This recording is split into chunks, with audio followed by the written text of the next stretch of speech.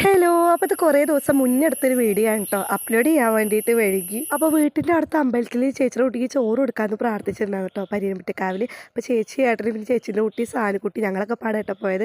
അങ്ങനെ ഇത് ആ അമ്പലത്തിലെത്തിയപ്പോൾ ഞാൻ കുറേ ആയിട്ടോ പരിയമ്പട്ടിക്കാവിക്ക് വന്നിട്ട് അതുകൊണ്ട് ആകെ മാറി മഴ തോന്നിയിട്ടേക്ക്. പിന്നെ ചേച്ചി ഏട്ടനും പറഞ്ഞു എൻ്റെ മടിയെത്തിയിട്ട് ചോറ് കൊടുത്താൽ മതി കേട്ടോ കുട്ടിക്ക്. അപ്പം എൻ്റെ മടിയെത്തിയിട്ടാണ് ചോറ് കൊടുത്തത്. അപ്പോഴേക്കും അവരും അങ്ങനെ പറഞ്ഞപ്പോൾ ഭയങ്കര സന്തോഷമായിട്ടോ.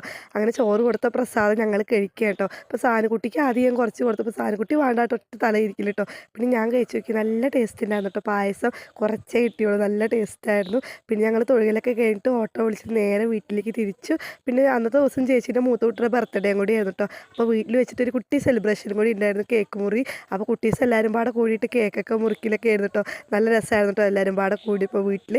അപ്പോൾ അത്ര കേട്ടോ. അപ്പോൾ എൻ്റെ വീഡിയോ ഒക്കെ ഇഷ്ടമായിരുന്നെങ്കിൽ എല്ലാവരും ഒന്ന് ലൈക്ക് ചെയ്യാനും ഷെയർ ചെയ്യാനും സബ്സ്ക്രൈബ് ചെയ്യാനും മറക്കരുത്. അപ്പോൾ അടുത്തൊരു വീഡിയോ ആയിട്ട് വന്നേരം ബൈ.